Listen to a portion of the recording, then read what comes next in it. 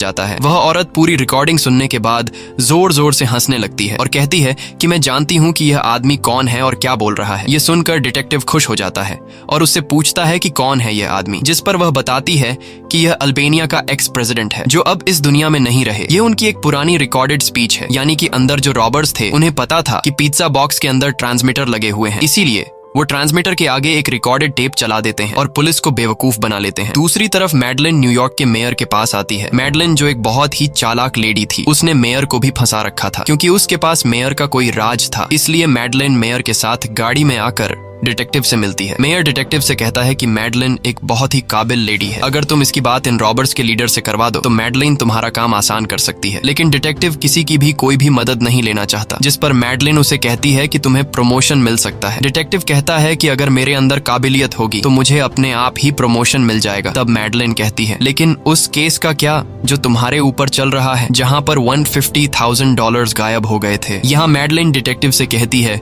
कि अगर तुम उन रॉबर्स से मेरी बात करवा दो तो मैं तुम पर $1.5 लाख का लगा हुआ ये केस हमेशा के लिए खत्म कर दूंगी। ये सुनकर डिटेक्टिव मैडलिन का रॉबर्ट्स से बात करवाने को राजी हो जाता है। अब यहाँ डिटेक्टिव बैंक के नंबर पर कॉल करता है और रसल उस कॉल को अटेंड कर लेता है, जिसके बाद डिटेक्टिव फोन मैडलाइन को दे देता है और मैडलाइन रसल से कहती है कि मैं तुम्हारी मदद कर सकती हूँ, तुम यह सब किस लिए कर रहे हो। रसल कहता है कि पैसों के लिए। तब मैडलाइन उसे कहती है कि मैं तुम्हें इतने पैसे दिलवा सकती हूँ जितना तुम बैंक से भी चोरी नहीं कर सकते। मैडलिन कहती है कि मैं न तो पुलिस वाली हूँ और न ही मैं तुम्हारा काम बिगाड़ना चाहती हूँ, बस मुझे बैंक के अंदर से सेफ्टी डिपॉजिट बॉक्स में रखा गया कुछ सामान लेना है। रसल उसकी बात मान लेता है और मैडलिन को अंदर आने की इजाजत दे देता है। कुछ देर बाद रसल और मैडलिन एक दूसरे के आमने सामने होते हैं। मैडलिन रसल से कहती है कि तुम अच्छी तरह जानते हो कि तुम यहाँ से किसी भी कीमत पर भाग नहीं सकते, तुम सरेंडर कर दो। मैं तुमसे वादा करती हूँ कि तुम्हें कम सजा होगी और जब तुम छूट कर आओगे तो तुम्हें $20 लाख दिए जाएंगे, लेकिन बदले में अभी मुझे बैंक के अंदर आने दो, मुझे एक लॉकर से कुछ सामान निकालना है। इस पर रसल कहता है कि कौन सा लॉकर, तुम लॉकर नंबर 392 की बात तो नहीं कर रही। ये सुनकर मैडलिन घबरा जाती है। तब रसल कहता है कि तुम साफ साफ क्यों नहीं बताती कि तुम यहाँ क्यों आई हो। मैडलिन कहती है कि मैं नहीं बता सकती। रसल कहता है कि मैं बताता हूँ, मैं तुम्हें एक कहानी सुनाता हूँ। वर्ल्ड वॉर 2 के दौरान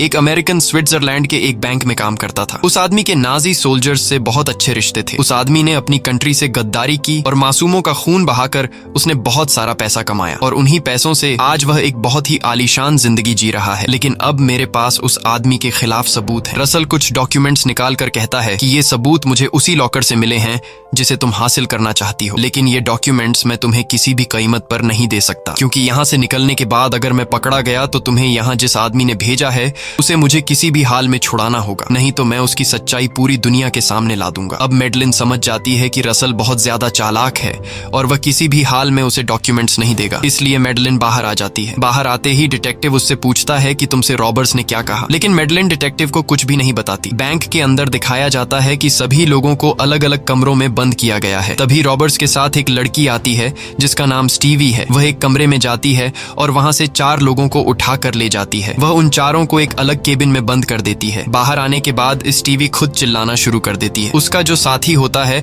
वह स्टीवी को भी उन 4 लोगों के साथ बैठा देता है जहां स्टीवी ने अभी अभी 4 लोगों को बंद किया था। दरअसल ये लोग जानबूझकर बंदियों में खुद को मिक्स कर देते हैं और वहां मौजूद बंदियों को भी यह पता नहीं चलता कि कौन चोर है और कौन होस्टेज। रसल ने पहले से सब कुछ परफेक्टली प्लान किया होता है। अब ये लोग जो गड्ढा खोद रहे थे वह गड्ढा भी अब पूरा हो जाता है। उधर बाहर डिटेक्टिव परेशान बैठा होता है और उसे समझ नहीं आ रहा होता कि अगला कदम मुझे क्या लेना चाहिए। रॉबर्ट्स ने उन्हें जो टाइम दिया था कि 9 बजे तक 2 बसें और एक हेलीकॉप्टर चाहिए, वह टाइम भी पूरा हो चुका होता है। तभी डिटेक्टिव को रसल का कॉल आता है। रसल उसे इधर उधर की बातों में उलझाता है और पहेलियां पूछता है। इससे डिटेक्टिव समझ जाता है कि यह हमें बातों में उलझा रहा है। डिटेक्टिव अपने साथी पुलिस वालों से कहता है कि पहले उन्होंने हमें टाइम दिया लेकिन हमने उनका काम पूरा नहीं किया, उसके बाद उन्होंने हमें और टाइम दिया। इसका मतलब रॉबर्ट्स हमारा टाइम बर्बाद कर रहे हैं, इसलिए हमें जल्दी एक्शन लेना होगा। इसके बाद डिटेक्टिव बैंक के नंबर पर रसल को कॉल करता है। वह रसल से झूठ कहता है कि तुमने जो मांगा था उसका हमने पूरा इंतजाम कर दिया है, लेकिन उससे पहले मैं अंदर आऊंगा। मैं यह देखना चाहता हूँ कि तुमने किसी को मारा तो नहीं है। रसल मान जाता है और उसे अंदर आने की इजाजत दे देता है। जब डिटेक्टिव बैंक के अंदर जाता है तो वह रसल का मास्टर प्लान देखता है। वह देखता है कि सभी लोगों ने एक जैसे कपड़े पहने हुए हैं, जिससे पहचानना मुश्किल हो जाता है कि कौन चोर है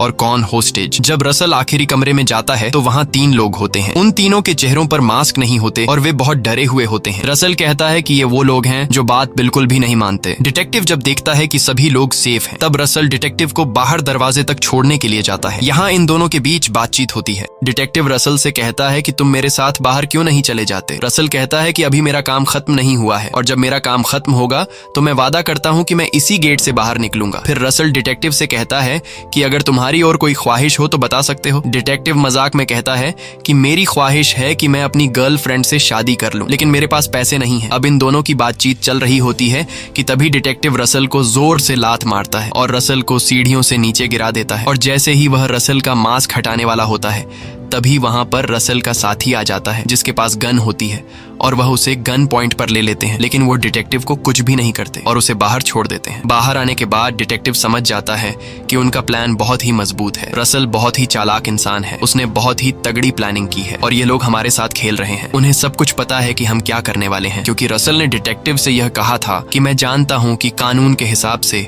जब तक हम किसी होस्टेज को मारते नहीं है, तब तक पुलिस अंदर आकर हम पर हमला नहीं कर सकती। अब डिटेक्टिव ने रसल को जो लात मारी थी, उससे रसल काफी गुस्सा हो जाता है और एक आदमी को ऊपर छत पर ले जाकर कैमरे के सामने उसे गोली मार देता है। इस बात से पूरा माहौल बदल जाता है और डिटेक्टिव कहता है कि अब जाकर रॉबर्स ने गलती कर दी। जिसके बाद डिटेक्टिव पुलिस की एक टीम को अंदर भेजने का फैसला करता है और उसके बाद पुलिस की एक टीम बैंक के अंदर घुसने की तैयारी करने लग जाती है। लेकिन तभी डिटेक्टिव को ख्याल आता है कि रॉबर्स का लीडर बहुत ही चालाक है और वह ऐसी गलती नहीं कर सकता। क्या पता उस आदमी को शूट करने के पीछे भी कोई प्लानिंग हो और उसे हमारी हर एक चाल का पहले से पता हो। ये सब सोचते ही उसे याद आता है कि जिस दाढ़ी वाले लड़के को उन्होंने सबसे पहले छोड़ा था, जिसके गले में उन्होंने मैसेज लटकाकर भेजा था, शायद उस बॉक्स के अंदर कुछ न कुछ है। और जब वह उस बॉक्स को खोलकर देखता है तो उसमें एक ट्रांसमीटर होता है, यानी कि उस ट्रांसमीटर से रॉबर्ट्स उनकी सारी बातें सुन रहे थे और उन्हें यह भी पता है कि किस तरह पुलिस आकर उन पर हमला करने वाली है। ये सब समझते ही डिटेक्टिव जल्दी से उस पुलिस टीम के हेड से बात करता है जो अभी बैंक के अंदर जाने वाला है। डिटेक्टिव उसे सारी बात समझाता है कि रॉबर्ट्स को हमारी प्लानिंग के बारे में पता है, हो सकता है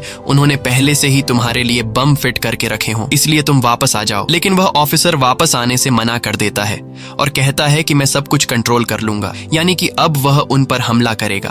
और अंदर रसल को और उसके तीनों लोगों को पता है कि उनके ऊपर हमला होने वाला है। लेकिन इससे पहले कि पुलिस अंदर आती, रसल जल्दी से बैंक के अंदर स्मोक कर देता है और यहाँ पर जितने भी होस्टेज होते हैं वह सबको भागने के लिए कहता है और एक एक करके सब के सब दौड़ते हुए बैंक से बाहर निकल जाते हैं। सबने एक जैसे कपड़े पहने हुए थे, इसलिए पुलिस कंफ्यूज हो जाती है। उन्हें समझ नहीं आ रहा था कि गोली किस पर चलाए। अब यहाँ पुलिस सभी लोगों को घेर लेती है और एक एक करके सभी को जमीन पर लिटाकर उनके हाथ पैर बांध देती है और पुलिस की एक टीम बैंक के अंदर चली जाती है, जहां बैंक के अंदर पुलिस बैंक का कोना कोना चेक करती है। लेकिन वहां पर पुलिस को रॉबर्ट्स का नामो निशान तक नहीं मिलता, क्योंकि रॉबर्ट्स होस्टेज में घुल मिलकर बाहर निकल गए थे। हैरान करने वाली बात यह थी कि रसल के जो 3 साथी थे वो तो हॉस्टेजेस के साथ बाहर आ गए थे, लेकिन रसल उनमें शामिल नहीं था और किसी को पता नहीं था कि रसल कहां और